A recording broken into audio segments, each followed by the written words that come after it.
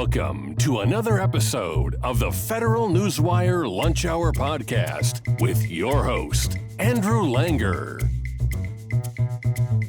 Well, welcome to another episode of the Lunch Hour with Federal Newswire. I'm your host, Andrew Langer, and as I've always said, if you are watching us here on YouTube, then please, you might want to listen to us wherever fine podcasts are found. If you are listening to us and you'd like to see what I look like and what my guest looks like, you can go and check us out on YouTube. Just go ahead and take a search for the Lunch Hour with Federal Newswire. Please leave us a review, leave us a thumbs up, and subscribe, and please recommend us to your friends and your family members, etc., etc. You all know that I love talking about free speech issues, the First Amendment and beyond the First Amendment. And joining me today is Marc Joffe. He's a federalism and state policy analyst at the Cato Institute. After a long career in the financial industry, including a senior director role at Moody's Analytics, he transitioned to policy research, having most recently worked for one of my favorite organizations, the Reason Foundation. We're going to talk to him about Reason. Joffe's research focuses on government finance and state policy issues. His op-eds have appeared in the Wall Street Journal, the Orange County Register, the Fiscal Times, governing the National Review, The Hill, and the San Jose Mercury News. He has an MBA from NYU, that's New York University, and one of my favorite degrees, a master's in public administration, which I have one of those, Marc, from San Francisco State University. Marc, listen, let's start here, which is why free speech? How have you become passionate about free speech issues? I think it's something I've always been a believer in, but it just seems like in the last few years, it's come under so much pressure that I just felt the need to write something for the Register and try to come up with a different way of marketing free speech, because it's no longer self-evident to most people, and most people, especially on the left, that free speech is just a good thing. I mean, I remember, I'm old enough to remember the case of the ACLU defending the right of the Nazis to march through a Jewish neighborhood outside of Chicago called Skokie. Oh, yes. And it's just amazing how you couldn't imagine people on the left, including the ACLU, coming anywhere near that right now. So I thought we've really got to think of another way of explaining why freedom of speech is important. It's interesting. A couple of years back, my alma mater, William and Mary, they had an event where the director of the ACLU of Virginia showed up, and there were protesters from the left there chanting against ACLU, ACLU, you defend Nazis too. And I was struck by this. Now, this was the ACLU. Every once in a while, the ACLU will do the right thing and they will defend free speech. But in far too many cases, they're just not doing that. They are mimicking this idea that there are somehow limits to free speech. Actually, before we go there, Marc, let's take a step back a little bit, because before we came on the air, you were talking about the fact that you grew up in Queens. I grew up in Westchester County. In fact, I'm about to do a conversation with somebody talking about how my sort of growing up in the bastion of progressivism, how it led me to my conservatarian viewpoints. I was very much in the small libertarian camp for a very long time. Let's talk about you, though, for a minute. Growing up in Queens, you don't see a lot of libertarians coming. And I'm going to say you're a libertarian. I'm going to assume this because you work for Reason. Now you work for Cato. How did you come to your libertarian beliefs? Yeah, that was quite an odyssey. I grew up in a liberal Jewish home, and I was very interested in politics from a very early age. My dad was a huge influence on me. But unfortunately, he passed before I turned 12. Sorry to hear and that. then I was in an area of Queens that went through a change. And, I don't know, probably a lot of your viewers don't know about this because it's sort of ancient history now. But there was a lot of white flight out of the outer boroughs of New York. And as a result, people like me who stayed became subject to a lot more crime. Interesting. And, you always hear that a conservative is a liberal who's been mugged. Oh, yes. So I sort of moved over to the conservative side, also, seeing all of the, hearing a lot of stuff on AM radio at that time that was developing into a megaphone for conservative ideas. And then might be where you might be, have a bit of a difference in our trajectory. I spent a lot of time, debating with people, and I didn't like when people were able to point out contradictions in my ideas. So, sure. For example, I would make a lot of small government arguments, but then on defense, I would tend to make big government arguments, and people would say, well, why is that different?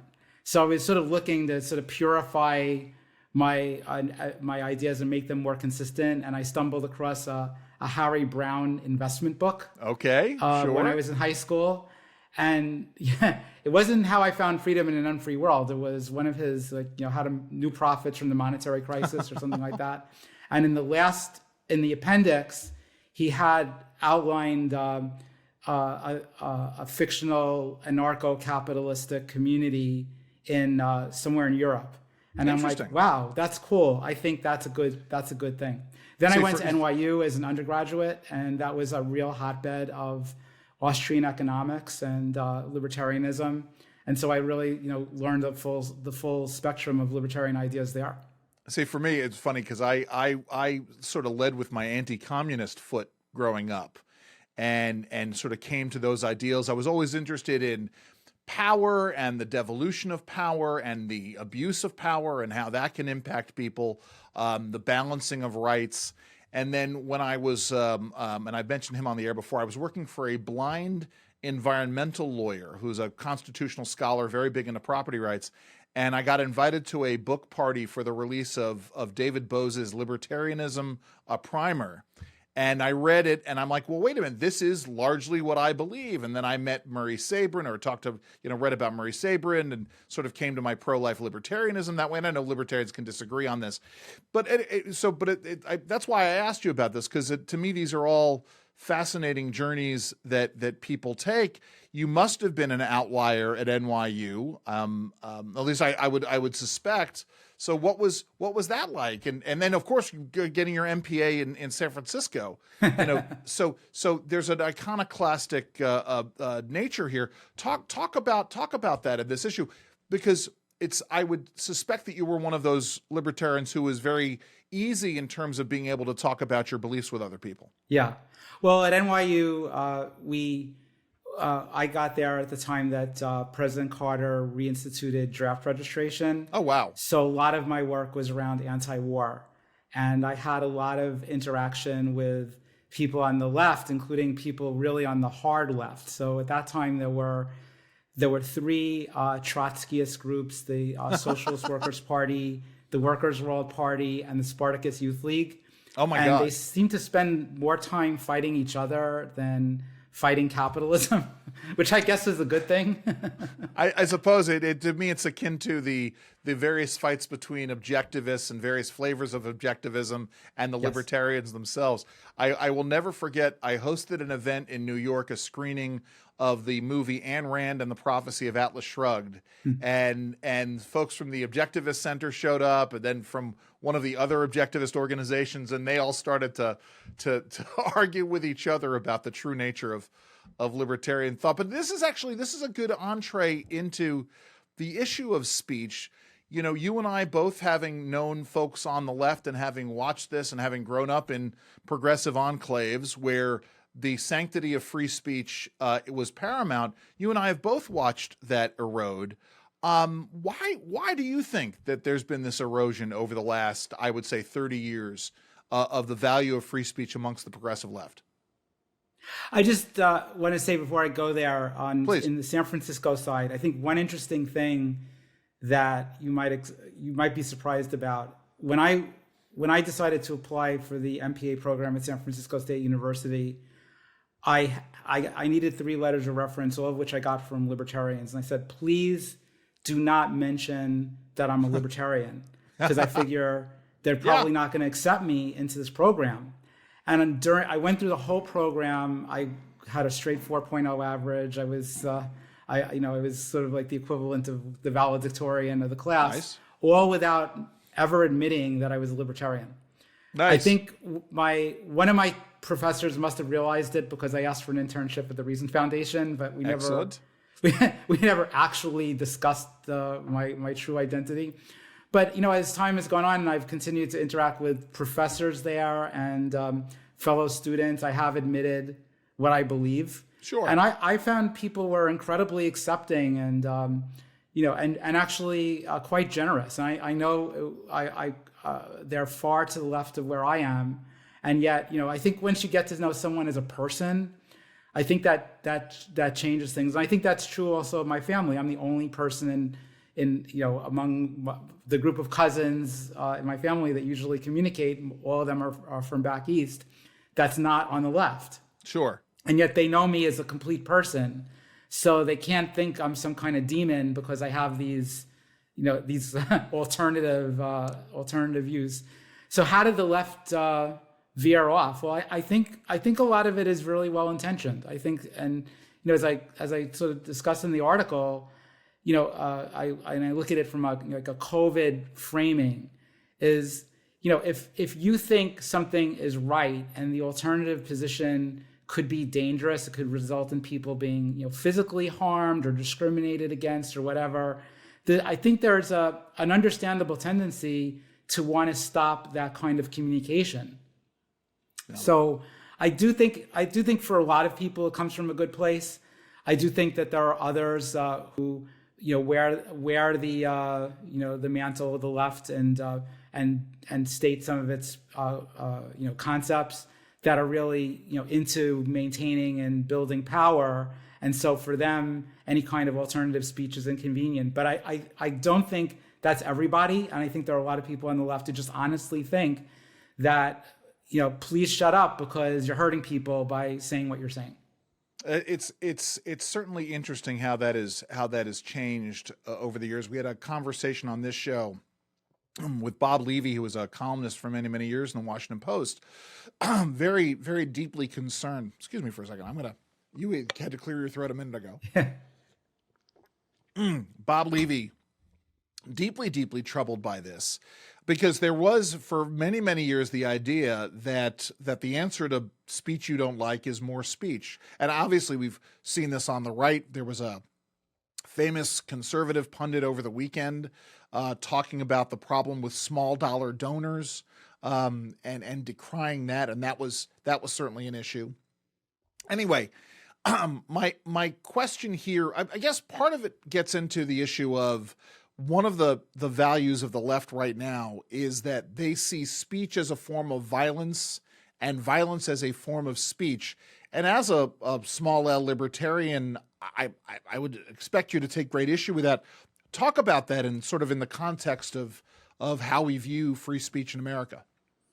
Well, it reminds me of what I learned in school. Sticks and stones may break my bones, but names will never hurt me. And It does seem that's a baby boomer phrasing or baby boomer way of looking at things that's not sticking with the new generations that are coming up.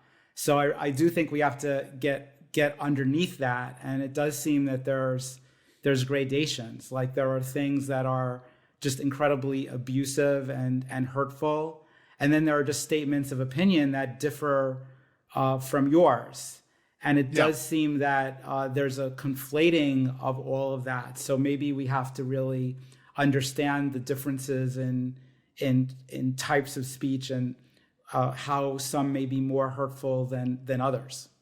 And the question is, right, what is the injury that is at issue, right? The way I've always viewed the balancing of rights is that, obviously I'm born with my full measure of rights intact. You're born with the full measure of your rights intact.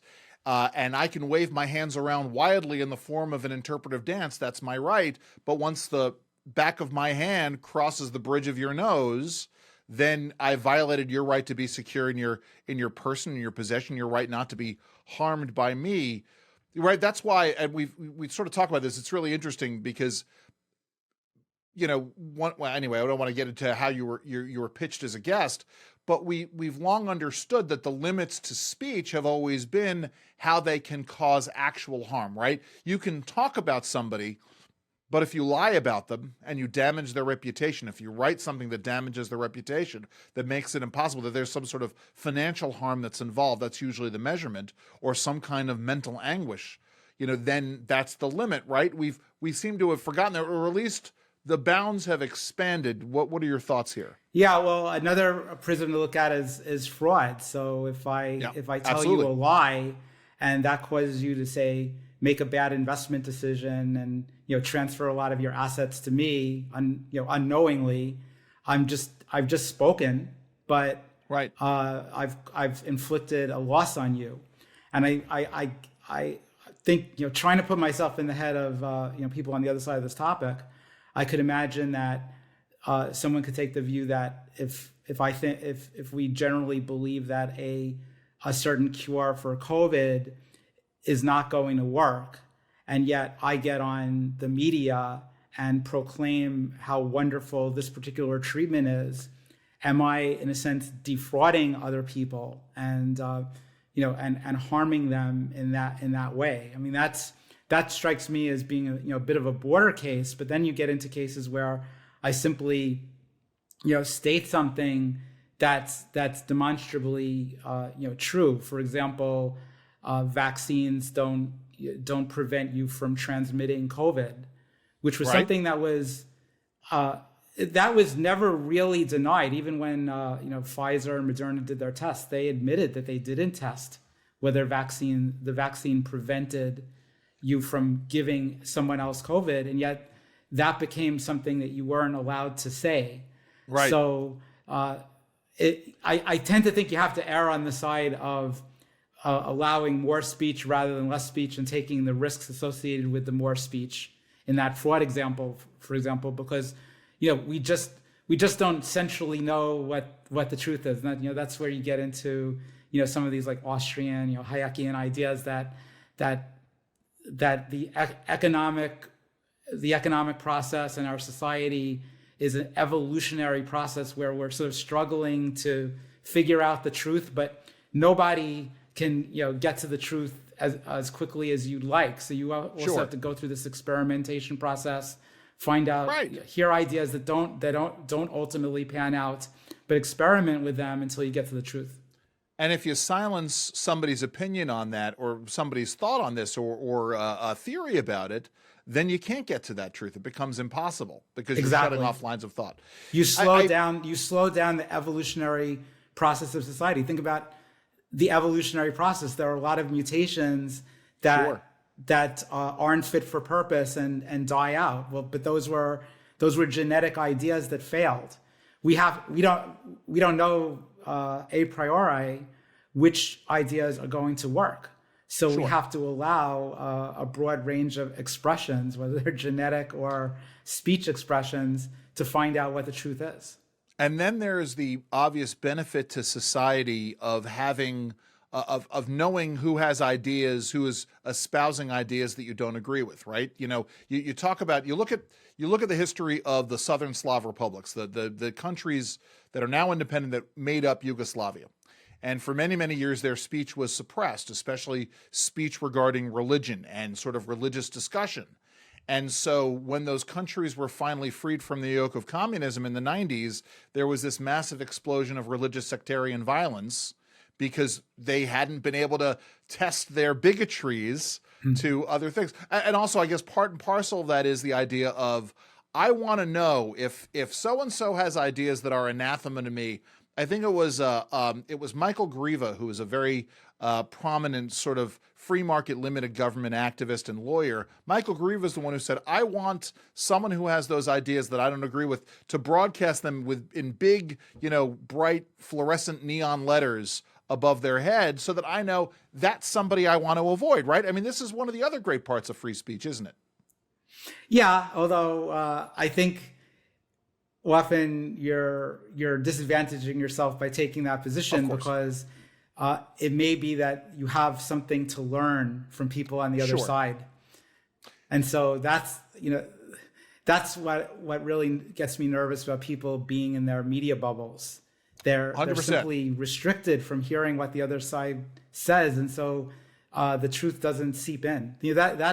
That was one of the things that I think differentiates, if I might differentiate, Please. say, California from China, right? So both had a very strong public health response to COVID, and I think both would have preferred not to hear the other side. But in California, we had the right to protest as early as May 1st of 2020, we ran a protest in Sacramento in front of the state legislature saying, hey, end the lockdown.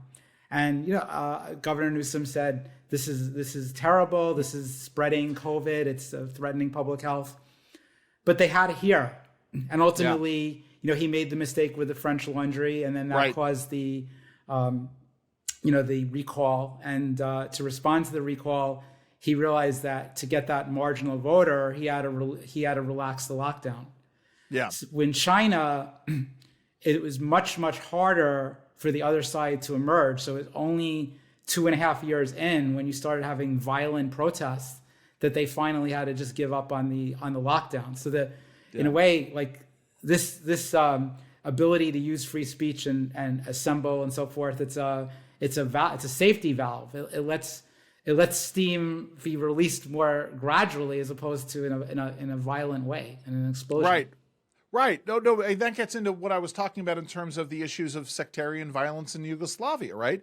When you go down this road and you actually can, expose ideas and have a vigorous discussion and debate them and protest and counter protest, you're right. It allows for this safety valve to be released. But let's sort of get to the heart of this, which is you pose the question, and that's how it was pitched to me, and I think this is important stuff. Is the First Amendment enough? Right? Because the First Amendment only applies, right, to government and how government treats speech and expression and religious practice, et cetera. Is the First Amendment enough? Let's talk about this. Well, I guess it's the legal application of a broader idea, which is that there should be a marketplace of ideas, where you don't feel that you're harmed by hearing different points of view, and instead you see what you can learn from hearing other points of view. And so, yes, I guess the First Amendment is not enough, but it's really been a huge bulwark for the United States versus other countries that, even our peer, Anglo-Saxon countries don't have a First Amendment. So they tend to be much more vulnerable to censorship than we have historically been until the last 10 or 20 years.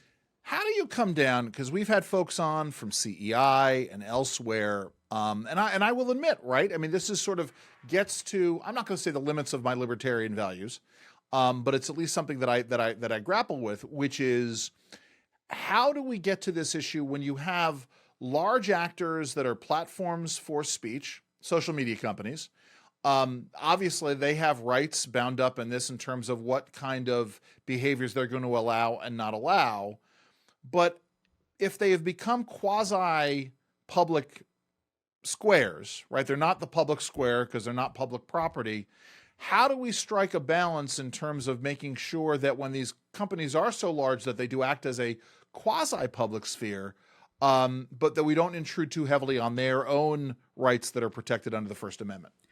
Well, yeah, I have a pretty radical point of view. I do believe in the private property approach to this. So, if Meta wants to suppress me from putting up my content or limiting the distribution of that content, I do recognize that that's their right to do that as a property owner.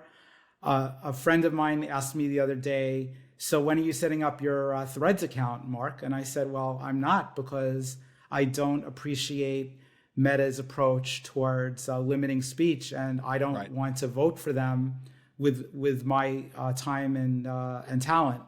So I'm going to stick with Twitter, which I see as being, I guess we call it X these days. I get confused about that as well, because Lord knows I call it X, but I went to the website. It was twitter.com today. So anyway, I'm sorry, go ahead. I guess it has an HTML forward to X, right? So I'm going to stick with that because that seems to be more of a free speech platform. So, hopefully I will spend more time as time goes on watching Rumble, as opposed to other video platforms, because that seems to have a less restrictive approach. So it's really, I think the way you do it is you vote with your feet, but I can understand why people get frustrated with platforms that are censoring their content. I just think getting the government involved has a lot of unintended negative consequences. 100%, I agree with that. It's one of those things, though, where I come back around is I just want it to be made expressly clear as to what the policy is with specificity, right? Because it gets back into what we were talking about in terms of fraud. Where they are proffering a business that is supposed to perform in a certain way. And if they are not upfront about the limitations to that business with me, right? We could all it gets all bound up in terms of service agreements that could get very thick, but I want a certain amount of clarity in this. What is allowed, what isn't allowed? You're right. Cause we did videos. I did I do another podcast. I don't usually advertise it here, with a gentleman who's now the editor of Real Clear Policy. He's still also the editor of Real Clear Health. And so I'm doing a podcast with the editor of Real Clear Health, someone who is engaging in, reading all kinds of different news about the pandemic and medicine and what's going on and the public health response. And yet when we're having a fact-based discussion, and yet our videos on YouTube are getting censored because, as you point out, right, we're saying the rightful thing of vaccines don't prevent the transmission. They don't prevent you from transmitting it to somebody else. Or questions about the efficacy, or discussions of journal stories about the efficacy of masks. So yeah, I just want clarity more so than anything else. I think it's a matter of being upfront about this, especially if I'm spending money on things. So let's talk about sort of moving forward. Where do you see this going? I think free speech is very much under threat in America today. How far is it going to be pushed, and what do you think the answer is? Well, what I tried to do is try to make another argument for free speech aside from our core belief that you and I share, that it's just a basic human right to have free speech. So if you don't accept that, are there other ways to think about free speech? And so I'm trying to argue in that column that there's a consequentialist argument, which is not enough ideas are brought forward. Policymakers don't get an array of views to choose from, and they make mistakes that are damaging to public health and the economy. I would think that approach might resonate with some on the left. I would think that the vast majority won't like it. In California, it does seem like we have passed the peak of suppression. There was a law that you might be aware of that passed in the last legislature that said if a doctor gives bad information to a patient, veers off of accepted medical practice, that could be reason for being removed from the profession. Wow. And that was put forward by a very aggressive former legislator now, Dr. Richard Pan, who termed out. But Newsom still signed it, and then I think a court has stopped it. And sure. I don't see the energy now in the upper levels of California government to fight for that to become implemented, because I think that there's some realization at maybe some subliminal level that we went too far. I mean, the idea of banning people from an In-N-Out burger because they didn't have a vaccine card, it's so 2021, right? Right. So maybe there's a little bit more moderation or humility. At least I hope so. But we'll only know when the next emergency happens. And it does seem in this country every couple of years, there's some kind of emergency that gets exploited to reduce our rights as Americans. Listen, I don't know if I've quoted it very recently here on the show. One of the things that sort of turned my life around was I read a 1992 Supreme Court case called New York versus United States, in which Justice O'Connor wrote, "The Constitution protects us from our own best intentions. It divides power among sovereigns and among branches of government precisely so that we might resist the temptation to concentrate power in one branch as the expedient solution to the crisis of the day." I read that, I'm in my early 20s when I read that, around the same time that I read David Bose's Libertarianism, a primer. And it that has been a guiding principle for me. The idea that when you make policy in a crisis, it is invariably bad policy. And the Constitution is supposed to make us sit and think and deliberate about such things before we move forward. That's the beauty of that document. I want to come back to something, which is, and I don't know if you've done much work about this. I mean, we could talk about, there's another attack in California on parents redressing their grievances before school boards. But before we get to that, the weaponization of laws against fraud, which is something that's been used, I don't think it was ever used against Reason, but it was used against the Competitive Enterprise Institute and a couple of other organizations. The idea that the advocacy that the CEIs of the world do on things like climate change, when something is declared tantamount to fraud, then the government can step in and regulate it. Can you talk a little bit about the weaponization of laws against fraud in terms of going after people's opinions? Well, I'm not a legal scholar, and I can't claim to be one on TV. I can share some thoughts about climate change with you because I'm old enough to remember the 70s when we had a lot of cold winters and a lot of snow in New York. I think you're a bit younger. You might not remember all of those, like the I remember the and 77 and so forth. Not that one, the blizzard of 77 especially. Though, yes.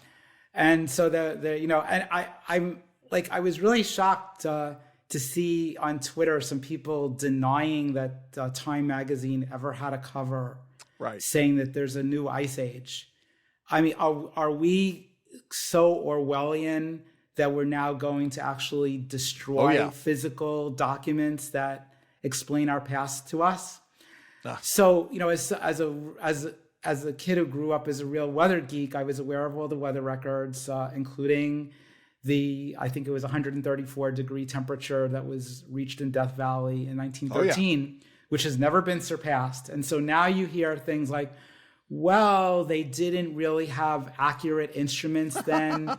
Maybe it was a temperature that was not taken in the shade. Maybe it was. We don't really know. We don't know. And so I find that the climate crisis side or climate emergency side does run really fast and loose with the facts. And while I tend to believe the core narrative that adding more and more carbon and other greenhouse gas emissions to the atmosphere is leading to an increase in average temperatures, I think, number one, we can adapt. Number two, and most importantly, that doesn't necessarily mean that there's a lot more horrible weather events. And again, hurricanes. So I think there were about 10 years where no hurricane hit Florida during this, global warming period.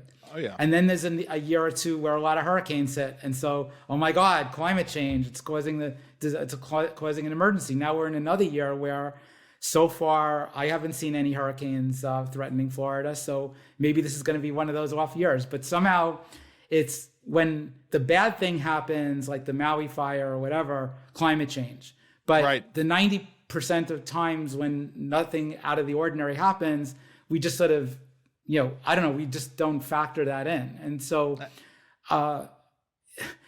it almost seems to me that a fraud is being perpetuated on the other side. I just think the unrigorous, unserious approach to empiricism it's very alarming, and I think it makes anyone who's not in that orbit very suspicious.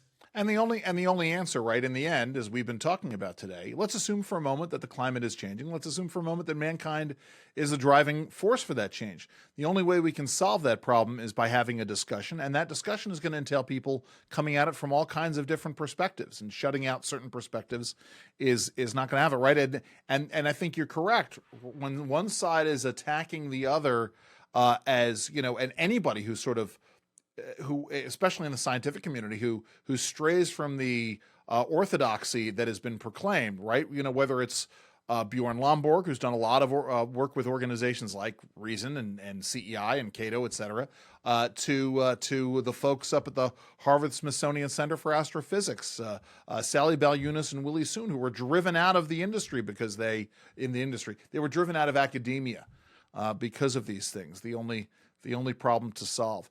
So let me ask you this, because I do like to get a little handle on making the folks who come on, the scholars who come on, be a little bit more real when you're not engaging in this work. You live out in the Bay Area. What does Marc Joffe do for fun? What are you doing when you're not doing this kind of work, Marc? Well, I love comedy clubs. Do you? And I like hiking, which is a great thing to do here in the in the Bay Area. My wife and I did a 50-mile drive out to Half Moon Bay, which is on the Pacific coast yesterday, and we had a great walk around the town, around the beach. Saw all the fog. It was lovely. It's a beautiful place here, and hopefully we'll get it together, politically, and so it'll be still a place where people can afford to live. But we need to do a lot of work on that. That's a tall order. Who are you watching now, comedy-wise? Anybody that's on your radar screen that you're just particularly loving? Oh my God, that's when I go to a comedy club, it's usually more obscure comics. Of course, and after I get out of the club, I can't remember anyone's name. I just might remember a few of the jokes that I can't repeat here. No, of course, yes. It's actually funny. I have 2 college-age kids, and we started watching The Aristocrats. And that was very fun. I'm a big fan these days of Jessica Curson, who I think she is hysterically funny. I recommend her up and down to people. Have you ever done stand-up? No, but a couple of times I've done karaoke, and anyone who knows my singing voice would be pretty alarmed by that. Well, listen, I did some stand-up in college. It wasn't very good, obviously. And then I got pulled into doing some stand-up in my 20s in D.C. And after one particularly horrible foray into it, true story, was in a showcase around the 2005 inauguration. In fact, folks can go look because it's probably up on C-SPAN somewhere. Just a horrible flame out in terms of comedy. And my cousin down in Florida, suffering from insomnia, happened to turn on C-SPAN and see me, and I got the phone call from him the next day. I was like, yeah, I was watching C-SPAN, and all of a sudden my cousin's on, and he is just stinking badly. I decided at the time it was much better to be known as a lobbyist who was kind of funny than as someone who would become a lobbyist because they had failed at comedy. Marc, how do folks find out more about the good work that you're doing? So if you go to cato.org and you type my name, Marc with a C, Joffe, Joffe, you can see all my content. Marc Joffe from the Cato Institute, thank you so very much for joining us today. Thanks for having me, Andrew. This has been yet another episode of The Lunch Hour with Federal Newswire. I am your host, Andrew Langer. As I said, please subscribe here or on whatever podcast platform you're watching or listening to, or on YouTube. Enjoy the rest of your lunch. This has been the Federal Newswire Lunch Hour Podcast, hosted by Andrew Langer. Check out the Federal Newswire's family of websites, as well as their social media stream.